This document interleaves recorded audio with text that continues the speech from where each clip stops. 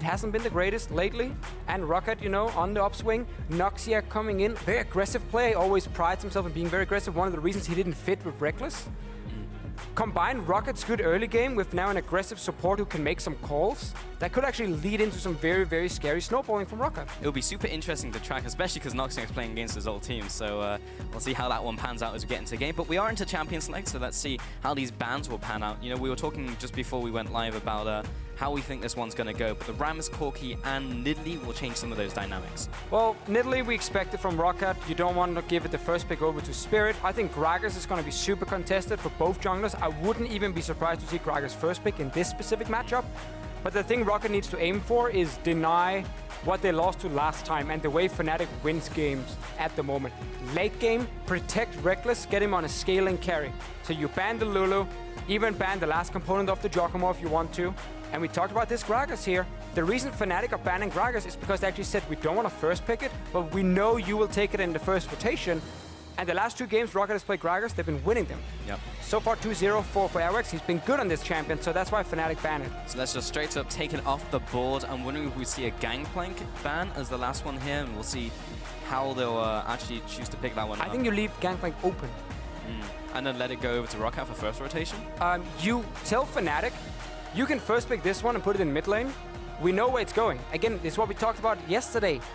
Gamsu hasn't shown a Gangplank at all. He's only been playing tanks over and over and over and over.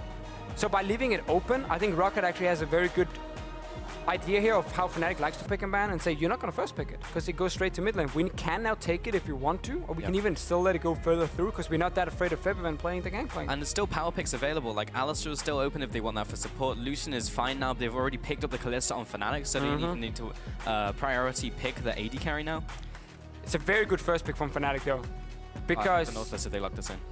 Yeah, I like this as well from ROCCAT, but what ROCCAT were trying to do with the Thresh ban is they're trying to basically be like, hey, first pick Gangplank, we get Kalista Alistar. Okay, you're not going to do that. Fine, first pick Kalista then. We at least get the Alistar, so we get the best support available, and we ban out the comfort pick for Cly, and then also this Nautilus. And this is something we talked about just coming into the game, obviously, off air. Nautilus is the pick I think Gamsu wants the most, because it's the strongest early game tank. And Fnatic often needs some early game pressure because they tend to fall behind early on. But every team picks it very early and just steals it away from Gamsu and pushes him to like Maokai or Malphite. And then Fnatic gets this very slow scaling composition where Gamsu has no impact for quite a while. And he has to like make a crazy TP play or great engage to really have an impact in the game. Yeah, I mean, you simply can't win that matchup as other tanks. Nautilus just clicks E, and if you run away, you take almost double damage because it goes almost up to double the damage if you take hits from every single E charge. So you just can't win. Got slightly triggered, but yeah, Alistar also being picked up as well for support, and then going over back to Fnatic, Lee Sin and Lissandra. Okay. So we've seen Lissandra from FebiVan quite a few times. Again, we are expecting it to go to the mid lane. I always liked it with Lee Sin. It's an old combo where like level 6, gank mid, get a kill. Yep. We don't see that very often anymore because teams have learned to ward around the mid lanes and like they spot the ganks coming very easily. But it has still been a good pick for FebiVan because again, it gives Fnatic some early game tempo where the rest of the team always falls behind. Like Reckless has to farm up for late game on a late game carry. Gamsu needs to farm up on a tank. FebiVan is the man in the mid lane who's then creating the plays. Hopefully he can do it together with Spirit. Now it's on a Lee Sin pick. That's what we need to see from Fnatic. Because I actually don't think Spirit has shown much synergy with any of his members outside of Gamsu. But that doesn't have any value when Gamsu is just playing a tank. So it's where Spirit has been in kind of a weird place. Not really fitting in with the support. We haven't seen him and FebiVan make crazy plays together either too often. He needs to find his place. I actually think that's a really good point because we were talking about both of these junglers kind of being very solo queue orientated, and maybe Gragas will help them with that. Lee Sin is just straight up a solo queue type jungler, so that may not help his synergy as we get into this game, but we'll have to see. I'm also wanting to see what Fnatic bring into the top lane as well to also facilitate that early game pressure. Yeah. On ROCCAT though, we do have Rek'Sai and Kog'Maw being picked up, so we already have a massive front line for that Kog'Maw. Most likely a Malphite pick or the Maokai if you want their home guard TP engage and then like just point and click on taps to lock him down, but you need some follow-up engage that can follow the Lissandra in to kill taps late game. Because if you guys think back to last time these two teams played, it was the ROCCAT destroying early game, go late game, and then lose every fight to the Lulu Caitlyn. they are now packing late game punch on the side of ROCCAT. Big late game team fights, you know, tank jungler, tank support, tank top lane, and then the greatest AD carry in the late game right now. ROCCAT is saying, if we go 60 minutes again, we win this time. Cogmore does the damage of basically an entire team. But yeah, so Graves is just locked in alongside Braum, so we've got the support coming out. That's for Gamsu. Yeah, that will be for Gamsu, bringing the Graves into the top lane. So that is actually early game pressure. You can't beat the top lane tank as another tank, so you pick Graves, push him into tower, and you win that way. And this does enable the Spirit Gamsu synergy that we have seen in the start of the split coming in. Interesting pick and ban phase, Fnatic changing it after it became so predictable yesterday. I feel like H2K were just like, yeah, we know where you're sending every single pick and what your last pick is going to be. Throwing a few curveballs. ROCCAT still has a very solid lineup with the first 4 picks, and Graves into Nautilus, it's good for Graves. He will push the Nautilus into tower over and over and over. And then it's up to Spirit to invade on Lee Sin, but Lee Sin's 1-5 is not the greatest anymore. He actually wants level 6 before he really comes online. So I think Rek'Sai is going to be fine in that matchup. Yeah, and there's also the possibility of lane swaps in this one to even maybe avoid that completely, waiting on that final pick, and it is Anivia for Betsy in the mid lane, so... Jesus. Yeah. We're going full team fight here. Yeah. And like zoning, protecting tabs, make sure tabs can just stand still. He never has to move, like 3-man front line combined with a wall. It's such a cool composition. To protect tabs. Only problem for ROCCAT is if anything gets to tabs, only the Alistar can kind of headbutt you away. Everyone else is going to struggle to kind of disengage it. Yeah. But it's a lot of CC. Like every member here outside of tabs is running either knock up or stun. So ROCCAT is basically saying we go late game, we protect our AD carry. He stands still, we kill you. It's on Fnatic now to play aggressive in the mid game. Something the team hasn't done very well before, or at least the last few weeks, where it's been protect Reckless, go 40 minutes, win game. Right, and I'm even looking at the composition from Fnatic now and seeing what are the options, right? Because you have Lysandra, we've spoken a lot about the pick and being great at jumping into the backline and stalling out the AD carry, and I think that may even be the linchpin of these team fights as we get into it. Because Graves, he's going to be not right in the front lines. He's not going to be on the enemy AD carry. He's going to be fighting the bruises at the front. So I feel like Fevman's going to have to do a lot in this matchup to shut down the Cogmore. I mean, Fnatic is about playing on 3 lanes at once and then create a lot of picks, you know, catch ROCCAT when they're off guard and you're pushed in every single lane and just take down these towers.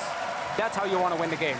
Well, we're about to get into game, ladies and gentlemen. Fnatic versus ROCCAT here. We'll see who comes out on top as we get onto the Rift.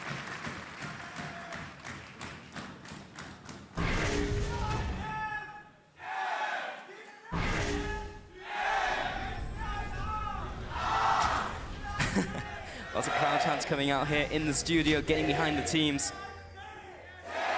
But Fnatic, what are they going to do in early game? We hinted at potentially a lane swap. That's not really a matchup that Nautilus wants to be in. Bot lane, however, Kalista, Braum into Cogmore Alistar.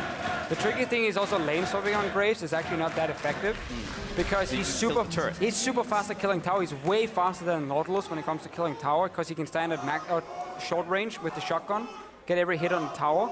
So he does do really well in lane swaps because he's often 5-6 seconds faster than the other team at taking down the first tower, and then you have more tempo to go for next one.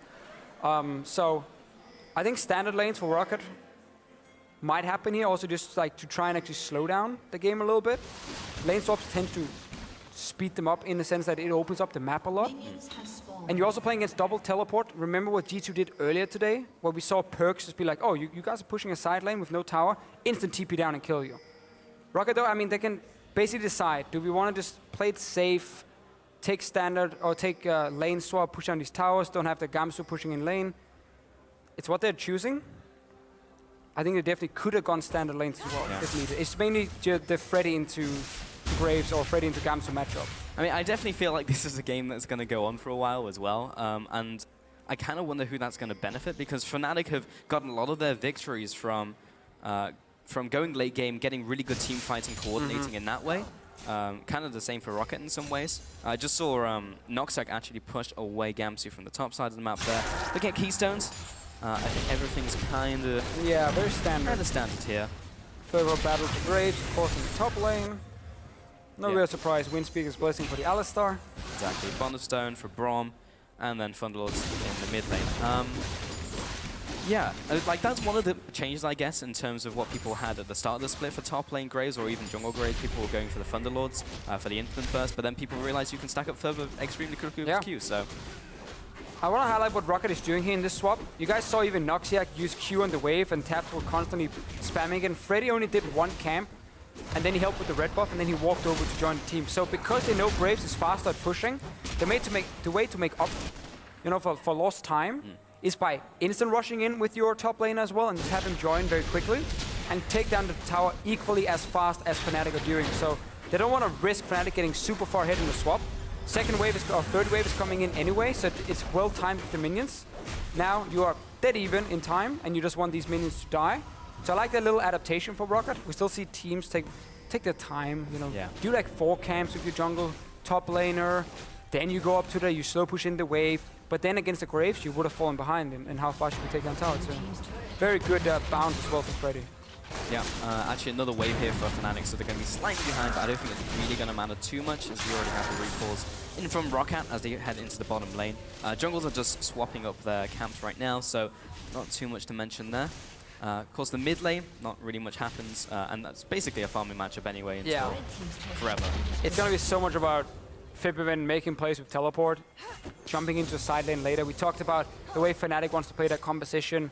Graves one lane, Fibben in the opposite side lane, Reckless sits in mid lane and clears, or eventually actually you're going to swap, you're going to keep Reckless in side lane first, I guess, technically to push it out, and then you're going to put him mid when he can start wave clearing very easily with Hurricane and Blade, and he just keeps pressure mid, and then you have double TP side lanes, and it's just very effective 1-3-1. ROCCAT is pure team fighting, like 5-on-5. You don't have anyone you want to put in a side lane other than the Nautilus because it's teleport, and then the Rek'Sai. Yeah. And that's a standout thing for ROCCAT and how they like to draft. ROC is the jungler I see split push the most. And it's mainly on Rek'Sai. So they use him to like kind of cover that non-TP lane. Rek'Sai just can't touch the Lissandra. Can't really touch the Graves as well once he gets a few items. So ROC can clear the wave, but he can't really pressure that side lane. He'll get tanky enough where he'll just be a brick wall, but he won't even be able to absorb most of the farm as well because he will be constantly pushed into the tower, so he's not going to get the consistent... Oh, Noxiac. Noxiac in the middle lane, only level 2 here, and that's going to be the flash out of the headbutt there. So actually gets the flash away. Top lane Gamsu may not be so lucky. Throws out the Q real quick, but Freddy will follow the dredge line. This could very well be a kill. They're slowly killing him, but Spirit's actually coming out there. First blood goes over to Freddy, and now in this 1v2, he should be good to go. Was thinking about going in with the resonating strike there, but decides better of it. First blood to ROCCAT. And I know it's very easy now. Oh, let's talk about it after, because February is going to kill Freddy. He's looking for bloods, and Freddy, not much he can do. He's going to be sinking to the bottom of the ocean there, and a kill traded in return. So quite a few things happened. February used his claw because he wanted to push the wave and then recall and use his TP back to lane to get a good recall and then try and pressure Betsy to lose minions when he went back to base. That's why he had to flash after using it. But then top lane, it's very easy now to go, oh, Gamsu gave first blood. What a bad play by him. No, this is on Fnatic. Because Fnatic after the lane swap are looking at Freddy freeze the wave up on top, as we always see, because you bounce the wave when you kill a tier 1 tower. You never send your top laner to that lane, ever. You send your top laner, who's the weakest member right now, to the lane where the minions are pushing towards him. So you actually keep him bot side when he kills tower. He farms a little bit, then he recalls and he goes top and joins your team, and you take another tower and he gets that wave as well and the tower goal. Fnatic did the opposite. They told Gamsu to recall, sent him top lane where Freddy was freezing the wave, so he has to overextend with no tower. Of course, ROC shows up and kills him in the gank. Like, that's not on Gamsu, this is on Fnatic. With very poor lane assignments after the lane swap, and a mistake we saw from teams last year.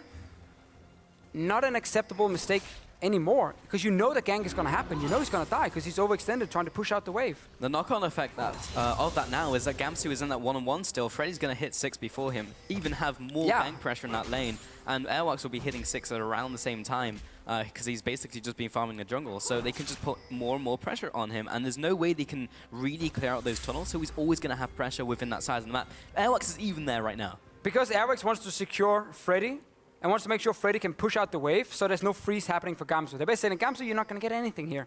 This wave is going to get all the way into your tower, minions are going to die, you're going to try and last hit them, and then it's going to start normally, even out, and then just very, very slowly push back towards Freddy. Once he's done pushing out this wave, Gamsu's not going to sit here and freeze like 2 or 3 waves and deny Freddy any farm. It's just slowly going to build up a big wave for him. So ROCCAT is doing everything to deny him. Febiven's going in though. Trying to make a play in the mid lane. Spirit's only level 5. The flash comes out, but the follow of the ultimate in from Febiven might be enough. He drops into egg form, and Febiven's out of mana, out of health. And Spirit, does he quite have the damage? I'm not sure about level 6. That's a lot of damage in return. Misses the flash thrust. That actually would have been enough damage for him with the Glacial Storm. Oh, so close. He was right next to him. He just stepped a little bit to the side from Spirit. So Fnatic, again, are putting more focus on Reckless and Febiven than Gamsu. But they're picking Gamsu champion where he wants to do well early to have pressure in lane. Noxiac will be able to escape, will just take a lot of damage.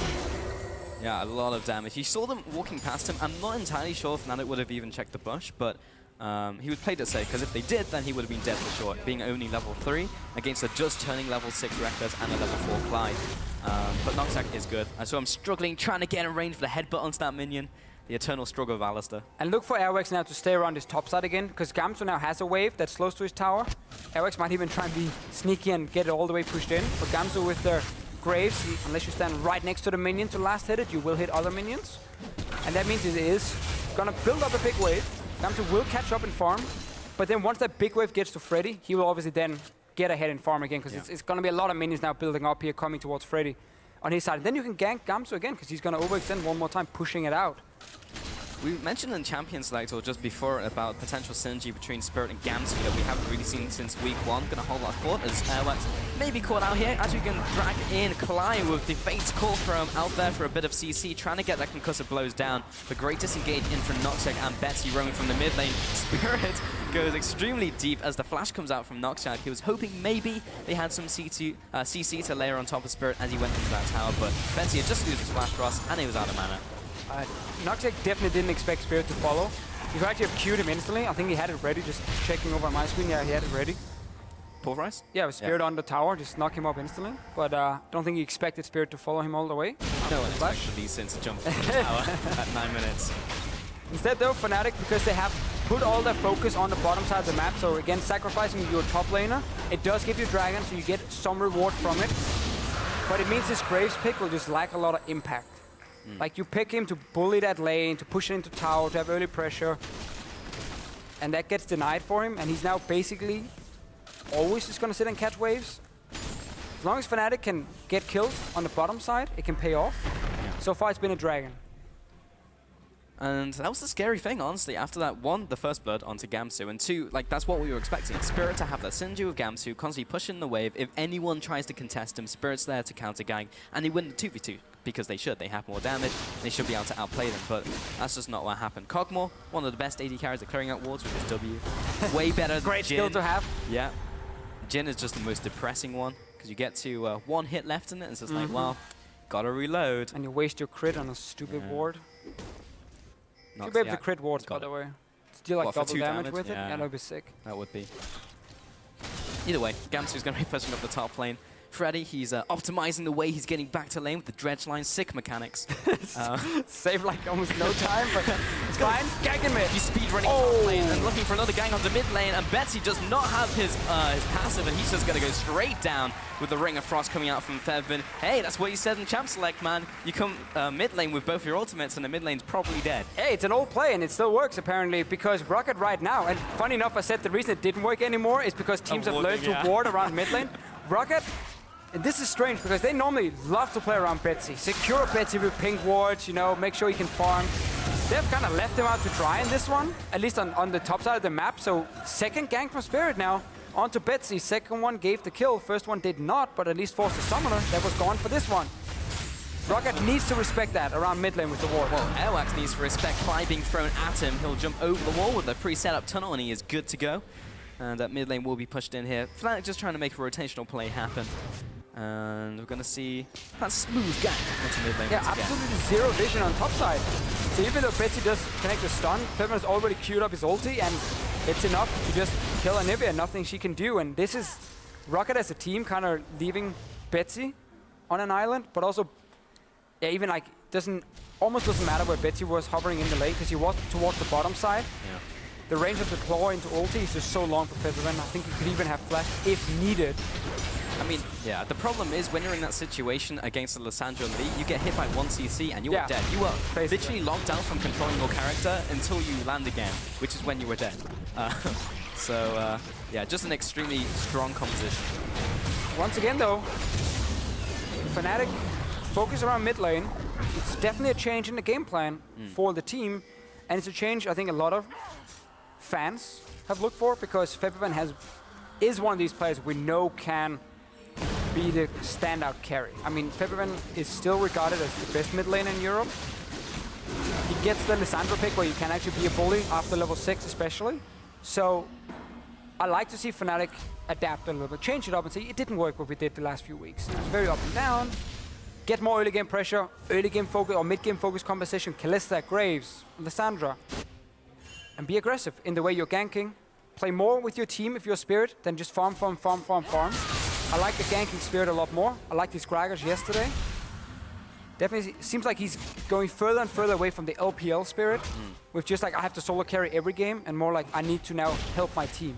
Which is great because he's on Lee Sin as well. We were questioning that in the draft. But yeah, I really like this draft from Fnatic, and I just need to see them be more proactive, which they're doing right now. We have a 3-man invade in the bottom side. Reckless is pushing the bot lane top. We'll start being able to pressure Freddy 1v1 now that they've evened out on levels and farm. In fact, Gamsu's now even ahead of Freddy because of all the farm he's been getting. Spirit just trying to get some more vision in this bottom side of the map. Betsy is being kept in mid lane from the push from Febiven. It's just all being well played by Fnatic right now. And this massive advantage Freddy had top lane, ROCCAT completely ignored it. Freddy kept hovering around mid and top lane over and over, allowing Gamsu to push out multiple times, and Gamsu's now hit and farm.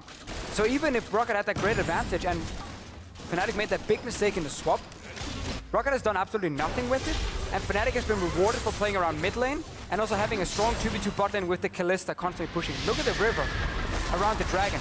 Double pink wards. That means Spirit can always gank from the bottom side. He knows he can always just hovering, coming from the side. It means Clyde can roam from bot lane when he's getting pushed up by Reckless on him. He can then roam through the jungle and easily, he knows the river is safe for him to always walk into.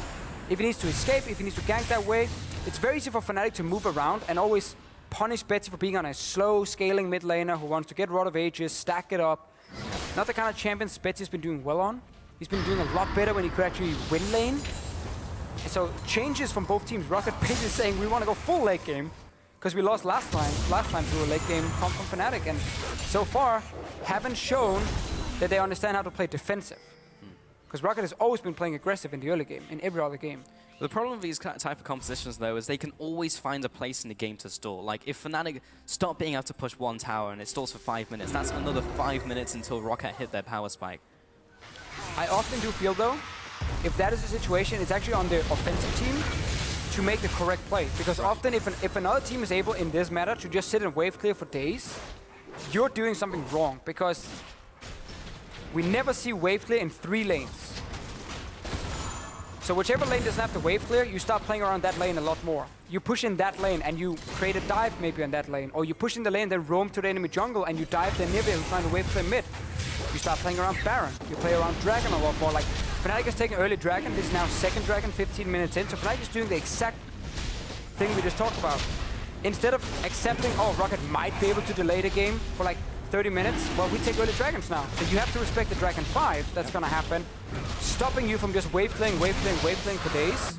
So I like, again, Fnatic, how after the failed lane swap, they've been adapting and punishing ROCCAT for, as we said, not understanding how to play defensive. I mean, it's a small thing as well, but second Dragon really helps with the style they're playing. Like 1-3-1, and you're constantly just hitting the tower ones, backing away. Like, you're going to grind those down way faster now. I do want to switch the topic a little to item games, because we saw the call being picked up once again by Cogmore. We're seeing this a lot from AD carries. They go back on their first back. And also the Death Stance coming in from Gamsu in the top lane as a first item. Usually seen that as a second one recently, but this is one of the first times I'm seeing it first.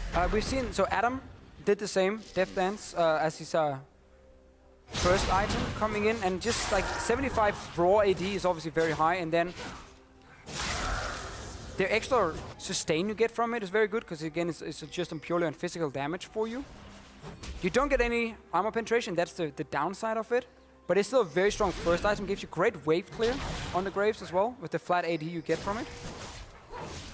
And the bleed effect is fairly underrated, because if you have a champion who can normally maybe burst you down in a mid-game fight, like say a Nivea connecting stun into E, often kills these targets, the bleed effect is gonna keep you alive in that case, or at least give you a chance to then sustain back up, and then further, it synergizes well with the next items, because you get more, you get Steric's Gauge, so you have all these extra survivability items when you drop low, and that's why it's really good that the bleed can also stop some of that burst coming. Right, and because most of the damage that Graves does is kind of like in a caster sense. Like if he gets a Q and an ult out just before he dies, he can regen like an extra 200, 300 health that would actually just keep him alive. So early game and throughout the game, actually quite a nice pickup. Just interesting to see it earlier and earlier on into these item builds. ROCCAT maybe cutting out in the mid lane. Pops the Unbreakable will, and the rest of the team is behind him. Freddy is coming in from the top side. Reckless drags in the support. Nice knockback from the Fate's Call. Fevin goes deep, hits the ultimate onto 4 people, but he instantly gets blown up. No one is able to touch tabs right now. He has this massive front line in front of him. If the Cogwheel doesn't die at the start of the fight, you're going to have a bad time. Still though, 18 minutes in here, Fnatic picking the right time to fight. ROCCAT was walking around in the river, kind of spotting if Fnatic were on the Rift Herald, and they catch him. Fevin had a great ulti as well, picked up another kill for himself, like he's 3-1 so far. But as you mentioned, that front line is difficult to fight against. Betsy, the zone control he can offer on this Anivia is gonna make it hard for Fnatic. But I still like the fact they took the fight, and they didn't use any teleports on it, so they can actually start playing 1-3-1 now. Betsy's actually out of mana, so just push mid now, as Fnatic is doing, because there's nothing to defend, it's an Alistar. Who cares, that's a mid tower. Yeah, the tower's already low as well, pre-set up by Fnatic with these small chip damage that they've been putting onto it over several sieges, several rotations. Also, all the kills are being laid onto Fevman as well, and he's going to be the late game alternative, or answer rather, for the Cogwheel. It's a bit of a strange call from ROCCAT moving in, kind of warding alone, spotting Fnatic at the Rift Herald, and then the fight is on. Fly has to be drawn in here, so like frontline is now set up in front of tabs, but this ulti here from Fevman is great. Forcing flashes, Betsy will take him down together with tabs, but Betsy is using its entire mana pool. And when you fight as Anivia early on without blue buff, you're gonna use that mana pool. Yeah. You're gonna have to go back to base then after. And that's why Fnatic could push tower right after. So again, correct move taking the fight from Fnatic. Yes, you trade 1-for-1, but the follow-up where Anivia is out of mana is where you can take a tower. So I really like the call. Still a 1-for-1 and a mid lane turret, so Fnatic do come out ahead and are starting to open up the goal gap. And now they've denied Bitsy the blue buff as well. So again, this mid-game Anivia is going to run out of mana. No Athene's completed yet. Rod of Age is still stacking. So the mana pool is really not enough for Anivia at this point. And I really like Fnatic's focus then on it. But for ROCCAT, it is, as you talked about, defense. You know, defense, defense, defense. Defensive ward. Set up wave clear for Betsy. Get 2 items on taps. Then you're looking to fight. Yeah. And even then, you're playing defensive because you're still defending tabs. Sure, you're kiting and kiting. So, yeah. I mean, once you get past like 3-4 attack speed as Cogwheel, you want to just stand still. There's no human way that you can actually get the most out of stutter stepping and also attacking if you have 5 attack speed. But it is kind of possible if you have like 3.5, if you have sick APM, but even for tabs, I know it's difficult when I was talking to him the other week in the interview. So we'll see what Fnatic does from here. I mean, constantly just putting down pressure, as you mentioned, putting down the wards in the opposing jungle, taking away the blue buffs, constantly pushing ROCCAT back onto their side of the map. This is the point where you start using a double TP, and you have Reckless push up bot and then let him go mid lane. You might even be able to go back and get Hurricane. That's why he's farming bot right now. Yeah, he's on 1500 gold, so he's just pushing it out. Get your Hurricane. Now your comp really starts coming online. Put Fevin in a side lane with the TP, and you just play this 1-3-1 game where no matter who's defending against Fevin, he's out of position and he can't join if Fnatic is forcing a play on the other side of the map. And I think that's very, very good play. Dragon is spawning, so that's obviously going to be the main objective, and then you set up your split push right after, because this is going to be 3rd dragon in 21 minutes. Fnatic is looking good when it comes to getting 5 dragons, which is the greatest thing against scaling compositions. Talking about stall tactics as well, ZZ Rod just picked up by Freddy, so just places that in the top lane, and while Gamsu was able to easily push in the top lane, then now it's going to take a little bit longer with those Voidlings constantly pushing back. I don't think ZZ Rod is that great against 80 carry top laners. It's very easy for them to kill the portal and also just like one-shot the Voidling super quick and just move on. It's very good against tanks because they need so much time to kill that portal over and over, and they have a hard time pushing out minions. Graves is like 1 hit and a Q, and then like the wave is almost dead. And then just get to that portal and kill it. So don't think it has the same value, but Freddy obviously wants to have it for when the team fight breaks out. He wants that side lane pushing with the portals. And this 3rd dragon coming. ROCCAT wants to fight though. Yeah, Noxax is looking to try and get a range here. The smite will come out by Spirit, securing that one. The ward jump and the anchor does not connect onto Lee Sin's backside. He's a little bit too slippery for the Nautilus right here. They'll be going into the bottom side of the map before they go back into the mid lane. Gamsu popping the collateral damage, knocks him back to tower. Gets him out of range, the threat range of ROCCAT, but this will put him back inside it with the wall. The minion wave is disintegrating, Claw comes through, and defensive Flash Frost, which is basically what you have to do really in that situation as Betsy, just in case Lysandra decides to pull the trigger. Another objective gained by Fnatic without using a summoner. Double TP is still available for this team. Gamsu walked all the way down. If ROCCAT really wanted to fight that one, they could have moved in so much earlier and started setting up for it. They're trying to siege mid. Wave there from Lysandra here. Hurricane completed for Kalista. You can get a few hits on it, but it's going to take a lot of time before this one is dead. And then someone has to go bot lane and clear it out for Gamsu. Top lane is pushing. Fabian can grab that one. And I just want to see Fnatic now stall for, half a minute. Get this push over. Get Betsy's mana pool gone. Or out. Whatever. And then try and play your 1-3-1. Tower does go down in the end because they sent Reckless to clear out the wave. Interestingly enough, when you have your...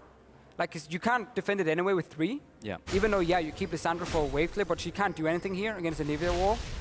So, in my opinion, just put Febivan up there. So you have to TP at least. Because now Reckless is going to have to respect that he's pushing so far up alone. ROCCAT can force something bot side, and then Reckless can't join. He's not going to be able to react to it, and ROCCAT will just be able to take this tower. Fnatic cannot fight them because of the aforementioned reasons. Freddy should have gone back already, though. As soon as he saw Reckless push, Freddy should have recalled. He wasn't needed to take tower because he had teleport anyway, and he could just defend this one. But they sent Airwax, so it's definitely not bad for them. It just means they can't really push further now. Yeah. Had it been Freddy top, then they could have pushed in for another tower down bottom lane and used Freddy's TP to have a 5v4, potentially. Again, we're setting up a lot of options where things can happen because you're putting yourself in a situation that you potentially enable that play. All I wanted to do was recall, man. I'll be getting out of there, but yeah, ROCCAT is still identifying these opportunities though. Like Fnatic, they send Reckless into the top lane, and then ROCCAT is like, well, you just don't have TP, so let's go bot lane and actually make a rotation, take the tower, boom, and then we've got it. And in terms of the gold difference, there's basically nothing there. It's like 500 gold at 24 minutes in the scaling composition. Right. If you surrender the mid tower anyway, let your teleport go to the side lane. Because then suddenly you can it's about giving you the option of saying, oh, do we actually want to fight bot lane now? Fine.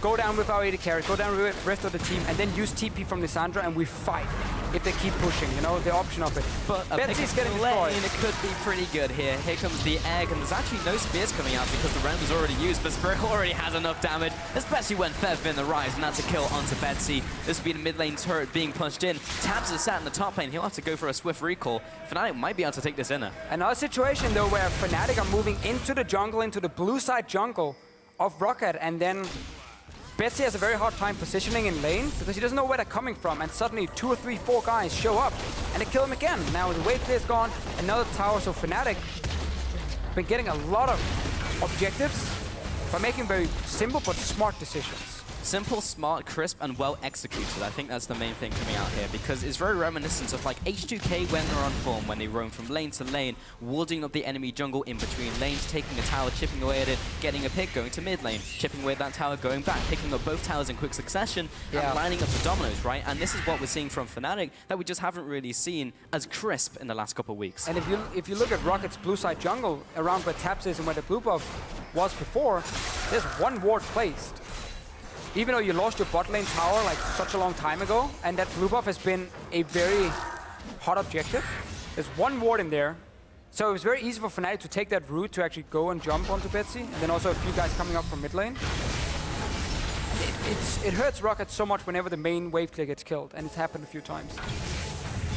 Well, they are starting to clear out vision now. 26 minutes into the game, Baron is something that can be rushed by either team, so definitely want to get some vision around there, some information, just in case the opponents decide to do it. We've seen even ROCCAT, even Giants earlier today rush that one down, so something to keep a track of. As you were talking about earlier, here's the 1-3-1 being commenced. The teleports in the side lanes. Febivan is actually now recalling, but this is the play, this is the setup that Fnatic are looking for with these picks. We just have to see how effective it is now. Think back to the last pick. Taps was top lane trying to push out the wave, so he obviously couldn't help, meaning it's very safe for Fnatic to kill Betsy. Or just go for the play one more time, and they're looking to do exactly the same. Gamsu can bullet his lane, Fnatic is just sitting top of the big wave pushing in. Someone has to go deal with it, or he gets a free tower. And that opens up, you know, for the TP plays around mid lane if you want to. Even go down 2v1 on the bottom side. It gives so many plays. Just gotta kill that portal that Freddy's placing on top side. Spawning all the small voidlings. I also like the way that Fnatic's playing this, because you'll see Fevin like disappear from the map for a couple seconds, sit and try push, even though there's a minion wave there, because it's just like, because ROCCAT is being strangled with vision, they don't know where he is. He could be mid lane, he could be coming in for a flank, he's Lissandra, there could be a claw coming out, and then bam, they just lose a member out of nowhere. So just the mind games coming out from Fnatic, abusing the vision control they have, is really nice to see. Still want to keep playing aggressive. Definitely do not want to go too late game against what ROCCAT has been building. Not that the game becomes impossible to win, it just becomes close to impossible. Once you get QSS on taps, Lissandra's value really drops down, and she's like the main engage for Fnatic outside of Spirit trying to insect someone. And that becomes so difficult late game with the protection, you know, QSS coming in, which is already completed alpha tap, so it just becomes harder and harder, but that's why these dragons have been so important. Alex is here now trying to steal, but again, ROCCAT are so late.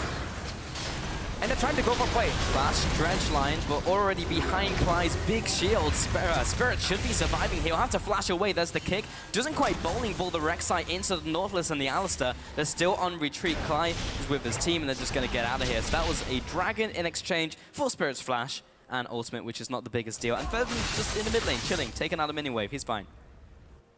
And one more time, the call for ROCCAT is fight for dragon.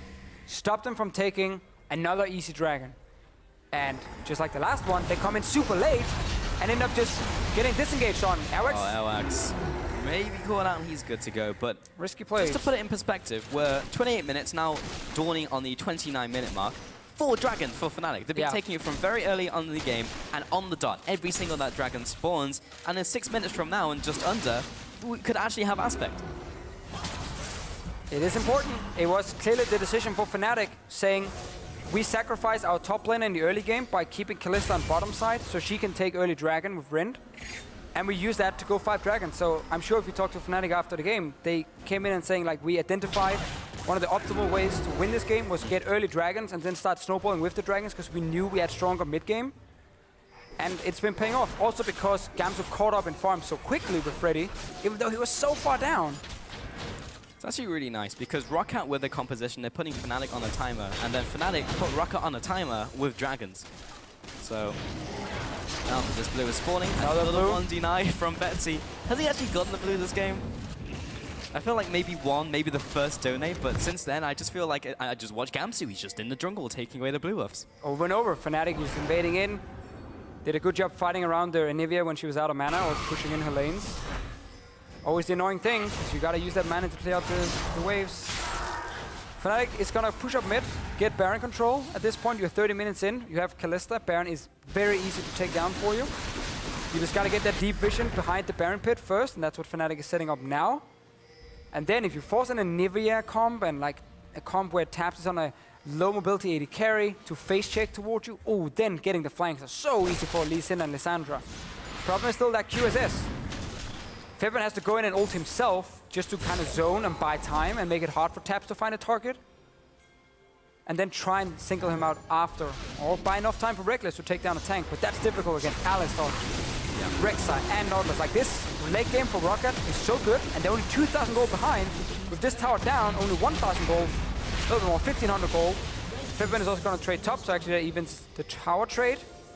But ROCCAT are still looking fine outside of the 4 dragons for Fnatic. That's the big problem. They gotta be able to stop number 5. For sure, and while the 1-3-1 kind of has a shelf life here from now until they get Baron, because, well, there's no more towers to take unless you get to the inhibitor towers. For ROCCAT still make the brute force playing down middle lane, they make the right play, but of course, as you mentioned, those towers were traded. Both inners go down. Baron is still an objective on the board, which is important for both teams. One for ROCCAT to stall out the game, and then Fnatic to actually stop them from stalling out the game and actually punish them. Dragon is going to be coming up in maybe 3 minutes from now, which is something that ROCCAT need to contest absolutely, and they've been slow to the punch every single time. Airwax mate, you're being hit there by Gamsu. You might have to run away. There you go. This is gonna be, if Fnatic gets 5 dragons, it's gonna be the earliest we've seen so far in the split. 2 other games had 5 dragons, and that was like over 40 minutes. They got it. So with Fnatic getting so many early ones. So ROCCAT, I mean, they're making the call now. Only issue is that Fnatic technically can bait you into stopping the dragon and then have members already starting a Baron. Because you're investing all 5, to stop the dragon. And if Fnatic is just around the mid lane, forcing you to go into dragon, they can rush the Baron. Or once you start the dragon, they rush to the Baron. Like, you can trade it. You have dragon 4 anyway, you just take the next one and you get a Baron before it with the Kalista. So it's funny with all these trades that can happen. Dragon 145. Rocket is around Baron. Oh man. They're just gonna rush down. Gamsu is pushing ass teleport. Everyone is coming in. This is super risky and not a great call in my opinion. But they carry on with it. Tabs is wearing off of his W. He's now down in DPS, and this will be coming back up again. Spirit's going to have to come out for the steal to make it happen, and he comes over the wall and actually gets it. Now with Gamsu heading into the pit, this is a bloodbath for both teams. We just have to see who emerges out on top after this brawl. Noxia's going to be falling here. Spirit, Fev, and Cry all die, and Spreckless is trying to cat around. That's the Quadra kill coming out for Tabs. Looking to kill the entire team. He finally gets shut down, and Freddy and Airwax trying to take out Gamsu. But he Braves, he's got all this damage. He's ticking down the blink. And finally, Airwax finishes off the fight. The last man standing after that fight is Airwax. So ROCCAT saw Gamsu pushing on bottom and saying it's too late to go stop him right now without giving up some of the Baron pressure. Let's start the Baron. If Fnatic shows up, we can fight them. We want a team fight. We are the team fighting team right now. Baron ends up actually going all the way down and Spirit steals it. Then the fight breaks out. Fabian was teleporting in. Gamsu teleported in extremely late. He joined when the Baron was already dead. That's when he started teleporting. But still, ROCCAT's basically investing everything into saying we want to fight. Now let's look at death timers because Dragon is alive in 20 seconds. Gamsu is the last man. He's gonna respawn. Betsy is here. Freddy's there with teleport. So ROCCAT is gonna rush straight down towards this dragon. Because now that's the next Baron. You do not want to give up Dragon 5 at 34 minutes. Yeah, we might just get all that craziness all over again in a couple of seconds here to this show. 3 seconds remaining on that dragon. It is now spawning, just coming around the pit there, and is now spawned. Airwax has started it. I'm not sure if he entirely wanted to, but now Tabs not activating his W just yet. Fnatic around the area, Spirit looking for maybe another miracle steal. Betsy in the mid lane, actually finding it hard to rotate to his team, just in case Fnatic decide to cut them off in the rotation. Now Noxac is still zoning, so is Freddy. Klein coming in here, trying to get that smite in range, but they'll go for the full-blown fight with the Fate's Call coming down onto Tabs, but now he's completely untouched. People need to start cutting away from him, but great ultimate in there by Spirit to zone him away. M from ROCCAT is so low, and that is Aspect out for Fnatic, chasing down Airwax. He's still in range of the kick. He'll follow through. Nice knock-up as he comes in there, but Airwax just trying to delay the time on Fnatic. Spirit will take him down eventually, but it will take some time. That's all Airwax is looking for. So what a team fight again here. Fnatic ends up winning it. A big part of that fight was actually a change that happened to Lee Sin some time ago, where if he kicks a big, beefy tank, it does extra damage. He kicked Freddy right in the face of Taps, and Taps took 50% of the HP, instantly gone from kicking in a tank. So great fight there for Spirit, and they're going in again. Bevan jumps in with the glacial path. There comes the W. Everyone's being locked down. Taps already taken out by Reckless and Gamsu combined. What an exceptional engage there from Fnatic. Now taking down the inhibitor. That's 4 people down. Noxiac is the only one alive. And just like that, at 35 minutes into the game with all of this lead up, Fnatic may just close out the game. They have Aspect. These towers are like paper. And Fnatic completely destroy ROCCAT in that one after 2 big team fights. Be closing in on this Nexus and be taking the win over ROCCAT. Hey, we talked about the 5 dragons being built up by Fnatic. ROCCAT couldn't win the last team fight. And that's it. That's the issue when you build so much late game scaling. Yes, you might hit a point where you're technically strong enough to win, but you're often so far behind if you make one mistake, the game is over then. So ROCCAT lost that last crucial team fight. Dragon 5 for Fnatic. Next push is easy. We play that again, okay? That's what we need to do. Starting on 3? Yeah. 1, 2, 3. Fnatic! Fnatic just being content with that win. I mean, they exposed some weaknesses, they forced the fights, they were faster to those objectives before ROCCAT could punish. And that was basically the game. We knew it was going to go late, and we knew we were going to have an ending like that in some way. Yeah, I mean, there was less focus on split pushing from Fnatic than I expected, but we did see FNC in that side lane from time to time. Again, it was more the lane swap strategy where maybe I was too quick to call out being like, this is super bad, because like technically it is bad because you are sacrificing Gamsu, and like you are forcing him, either forcing him to lose CS or push up a lane, he's gonna get ganked and killed, and that's what happened. But Fnatic made that sacrifice, saying we wanted an early dragon, like as early as possible, we want to take a dragon. So we keep Reckless and Braum, so Reckless and Fly on the bottom side, Lee Sin plus Kalista, that's fairly easy then taking the early dragon. Into the second one, came at like 14, 15 minutes. Yep. And then at 35 minutes, we got Dragon 5. ROCCAT's comp had hit the point where it was gonna become really, really strong. And then that last team fight, when you guys get a replay in the analyst desk, just look at the kick from Spirit. A big, massive tank. Like Spirit right now, he's like writing to the designer saying, thank you very much for that buff to Lee Sin. Yep.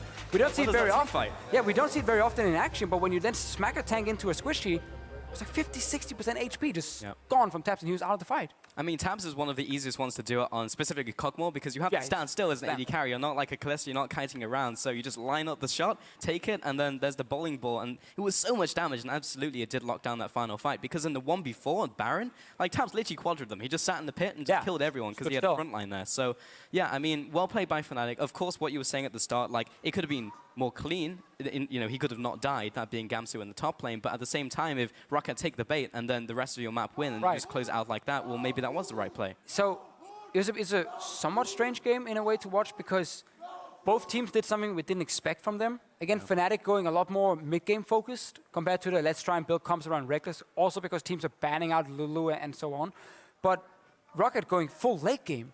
Saying, oh, we normally lose late game. What if we build a full late game comp with like pure scaling, you know, tank top, control scaling, mage in the mid lane, hyper carry, AD carry. Like we will sacrifice the early game to just go full late. Problem is, ROCCAT is so used to playing aggressive early on, they didn't have proper defensive vision, especially around the mid lane with Betsy. So you got ganked by that Lissandra Lee Sin combo we talked about. Get level 6, boom, instant kill. Well, we'll see if that was the game plan coming out from Fnatic, because we are going to send it stage side with Pyrotechnics, who is going to talk up to Reckless about that win.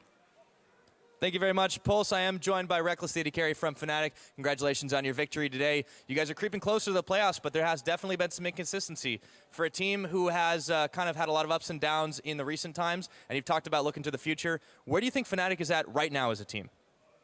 Well, I guess the standings talks for itself in some ways. We're, I guess, below the top teams and ahead of the bottom teams. But then again, we also dropped a game to Splyce, so it's kind of hard to tell where we're at.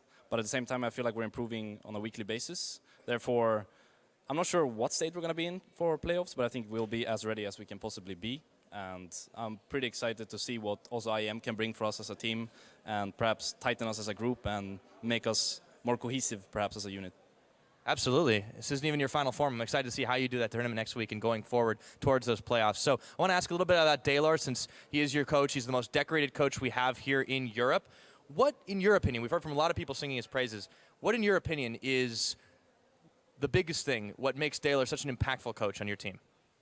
For me, the biggest thing about Daylor is how he managed to click it on and off between like practice times and whatnot. Like, he is a very, very good friend of mine outside of our practice schedules. But while we're actually practicing, he's 110%, giving it 110% every time, trying to improve us as a team, improve us as individuals, and really looking at all times to just improve on a global scale. And I think the difference in between outside of practice and inside practice is really, really great to have, because it just makes it a more friendly atmosphere in many ways. I'm glad he's able to be your friend as well as your coach and mentor. Really quick last question for you too. You said that you have time to sit down and talk to him. Does he make a point to seek out every single player and just sit down with each one of them and pinpoint every little thing they can do to improve, or is it mostly just sitting together as a team? Well, during practice times, we're mostly focused on ourselves as a team, obviously. I think solo queue and whatnot is mostly for individual practice, but I think how he schedules it and how we have like individual meetings at many times, it makes it very personal in many ways. And I think that's really, really important to have and not only be work partners, right? We're also friends in the end of things, and I think that's just makes it feel so much better in general. It's good to hear. It's a positive environment, sounds like. Well, once again, congratulations on your victory, and we will go ahead and send it over to the analyst desk to further break that one down and get a few words in with Fnatic's coach. Thank you very much, Pyra. Indeed, joined here by Daylor. Congratulations, of course, first off with that victory. A lot of kind words from one of your players, Reckless there. The first thing He has to kind of though. He has to. He knows. I don't know a rhyme, but yeah, no kind words, no food, or like. Yeah, we still don't have that sentence, but of course they know. The first thing I want to ask you about, Daylor, is of course Clyde coming into the lineup. We knew from you guys that it was to improve faster, and we hear that you have a lot of individual feedback with the players. How do you think he's been adjusting, and how do you think Fnatic has been adjusting with him? I think he's adjusting pretty good. Like, when we got Clyde, we were not looking for a guy that was going to have a massive impact from the beginning. It's more like we're trying to build the project, and we felt that he could mesh really well with the team, both gameplay and personality-wise, and I think he's doing his job and he's improving from week to week, and he's working really hard, so I think he's doing good. Well, we hear this a lot from you guys as a team from Fnatic, that you want the players to click outside of the game as well, personality-wise, and that's something that other teams might not put as much emphasis on. Is this something that comes from you or from the players, and why is that? From my point of view, if you want to have a long-term project, the way it's going to work is if the team meshes. Of course, you can have a long-term project where there's conflicts all the time, but this just makes everything so much more difficult. So maybe, let's say that you have 5 players that are really good, and you have a really conflictive player. This is going to create the atmosphere that at some point it can explode. So if you're all the time winning, it's not going to have impact, but if it's kind of shaky at some point, this could be really difficult. Obviously, you need to trade that off long-term success with at least some short-term successes as well, because obviously you don't want to be doing very poorly at the start, only to always look at the long-term. Has Fnatic, or have you ever at any point gotten worried about we're not doing that well just yet, or is it just still going according to timeline? I actually don't know what's according to the timeline, because I cannot say, okay, we're going to get this player, so in 1 month we're going to be beating everyone. Yeah. I cannot really do this. So I can see the potential in a player, and I try to work with him, and I can have an estimation. But even though at the beginning of the split, many people ask me, like, how do you think you're going to do? I thought that it was going to be really rough, and it's actually just being as more or less as expected. We did a player swap, and I think that player swap was really beneficial for our team dynamic. And even though the results are not showing, I see the growth of the team from week to week. And also it has happened that some teams from the beginning have a team identity. So when you find your team identity, it's kind of easier to grow. Yep. It's like you find your team identity, and from there you start growing on the rest. I think what has happened with us, it's kind of, we reach a point, we hit a wall, okay, this is not the correct way, and then we repeat the process. So every time that you do this, you improve in an area, but you don't excel at that area. So let's say I'm going to talk about a team that has a particular style. G2 they remind me to how we played last year, that they were going ham. We were going ham all the time. They played this way.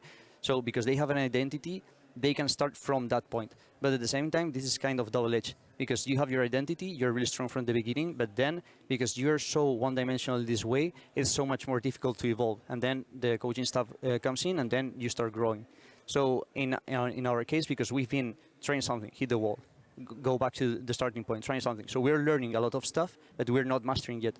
But what I think that it will happen is that at some point, all this will come up together, and then we will show what we've been learning. So at that point that we find our identity, then everything will show. And I think we are working properly in that direction.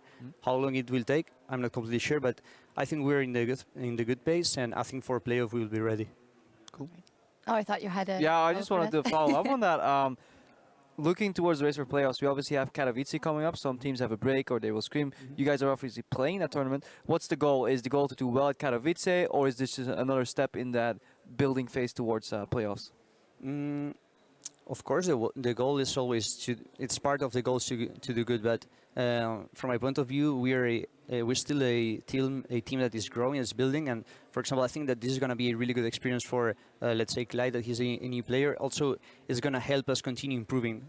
Screen with teams from outside of Europe is going to give us other perspectives, and this will help us grow. So, of course, my idea is let's do the best we can, but at the same time, I want to win, but I know that this is a learning experience, that this is going to help us be even stronger in the future. Wow. Well, thank you very much for that insight. We, of course, had the feature of you earlier, and congratulations for that win. And a very clean gaming house. I can't stress this enough. I want to live in that gaming house. It's way better than everything I've been in my life. All right. And good luck in Katowice as well, Thank you very much. All right. Thank you. Next up, we have Vitality versus Elements to close out our week here. Keep it tuned right here. Our coverage of the European LCS. We'll be right back. That was good. Why is no one in this team singing on stage? I think we always get things. Because we don't even care about mic checks, you know? Ooh. We are too toxic. Reckless drags in the support. Nice knockback from the Fate's call. Fevrin goes deep, hits the ultimate onto 4 people, but he instantly gets blown up. Spirit's gonna have to come out for the steal to make it happen, and he comes over the wall and actually gets it. Oh, pentakill! Go pentakill! Go pentakill! You got this! You got this! You got this! Continue! You got this! Yeah! Good job! And they're going in again. Fevrin jumps in with the glacial path. There comes the W. Everyone's being locked down. Tabs already taken out by Reckless and Gamsu combined. But after 2 big team fights, we'll be taking the win over ROCCAT.